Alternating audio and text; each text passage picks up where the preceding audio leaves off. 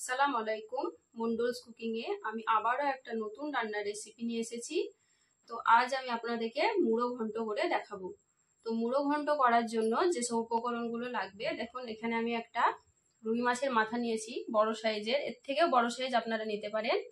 আর নিয়েছি মুগ ডাল 150 গ্রাম, নিয়েছি রান্নার তেল, নিয়েছি এখানে কারি পাতা, আপনারা চাইলে ধনে পাতা ব্যবহার করতে পারেন।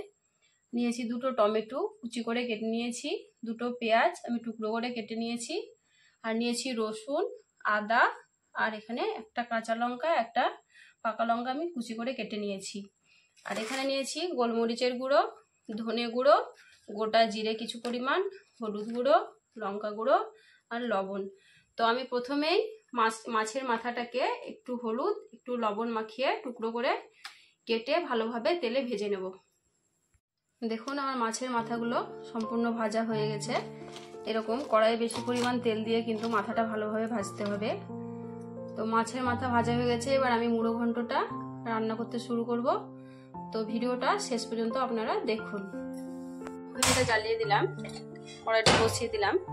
তো আপনাদের বলি, মুড়ো ঘন্টটা রান্না করার জন্য প্রথমে আমি ভালোভাবে মুগ ডালটা ভেজে নেব। কোনো রকম তেল কিন্তু আমি দেব না, শুকনো মুগ ডালটা ভালোভাবে ভেজে নেব। আমার মুগ ডালটা দেখুন ভাজা হয়ে গেছে। এটা তখনই ভাজা হয়ে গেছে বুঝবেন যখন দেখবেন ওই ডালটা থেকে একটা সুগন্ধি বের হচ্ছে। এই দেখুন কত সুন্দরভাবে ভাজলাম। তো আমার ভাজা হয়ে গেছে, এবার আমি এটা ভালোভাবে ধুয়ে সেদ্ধ করতে দেব। ডালটা আমি ভালো করে ধুয়ে নিলাম। এবার এতে সামান্য পরিমাণ একটু হলুদ আর একটু লবণ দিয়ে ডালটা আমি সেদ্ধ করে নেব। আমি ডালটা কিন্তু খুব বেশি সেদ্ধ করব না, একটা সিটি দিয়ে নামিয়ে নেব। তো আমি প্রেসার কুকারে দিলাম, হাঁড়িতে সেদ্ধ করলাম না, যেহেতু তাড়াতাড়ি হয়ে যাবে। সেদ্ধ হয়ে গেছে, তো এবার আমি রান্না করতে শুরু করি। তো প্রথমেই আমি কড়াইটা বসিয়ে দেব। তো আমি কড়াইয়ে মাছগুলো ভেজে নিলাম, সেই কড়াইয়ের তেলটাতেই কিন্তু আমি রান্না করে নেব। তো কড়াইয়ের তেলটা একটু গরম হয়ে যাক। তেলটা আমার গরম হয়ে গেছে, তেলের মধ্যে আমি গোটা জিরেটা দিয়ে দেবো। গোটা জিরেটা ভাজা হয়ে গেছে দেখুন। তো পরে আমি এবার কারি পাতাগুলো দিয়ে দেবো।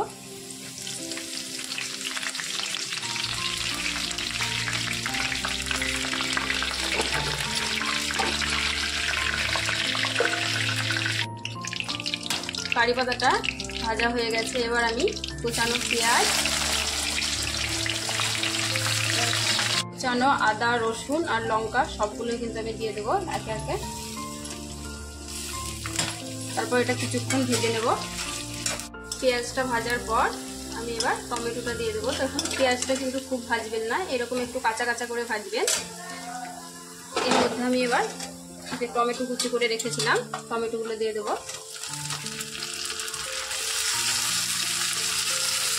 এটা কিছুক্ষণ ধরে আমি নাড়াচাড়া করবো।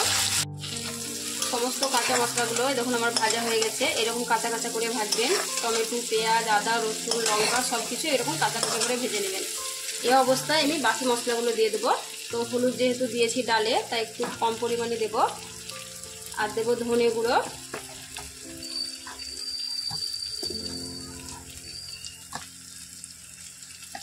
আর একটু দেবো লঙ্কা গুঁড়ো।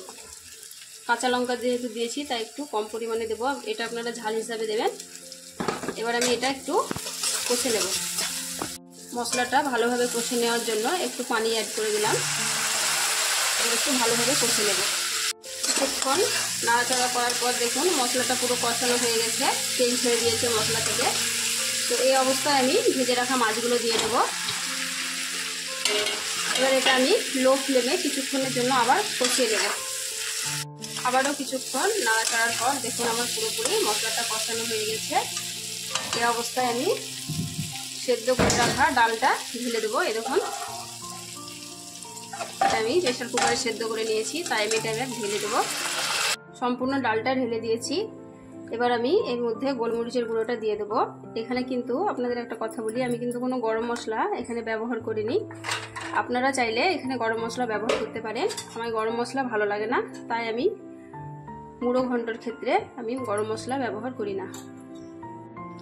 আমার সব কিছু দেওয়া হয়ে গেছে। এবার আমি কিছুক্ষণ রান্না করে পুরোপুরি মুড়ো ঘন্টটা তৈরি করে নেব। আমার মুড়ো ঘন্টটা রান্না করা হয়ে গেছে। দেখুন আমি একটু গাঢ় গাঢ় করে করেছি, আপনারা চাইলে এটা আরো গাঢ় করতে পারেন। তো আমি একটু ঝোল পছন্দ করি, তাই একটু ঝোল ঝোল ভাবে করেছি। দেখুন, তো এই অবস্থায় আমি একটু গাওয়া ঘি এর মধ্যে দিয়ে দেবো। দিয়ে আমি এবার কিছুক্ষণ নাড়াচাড়া করে কড়াইটা নামিয়ে নেব।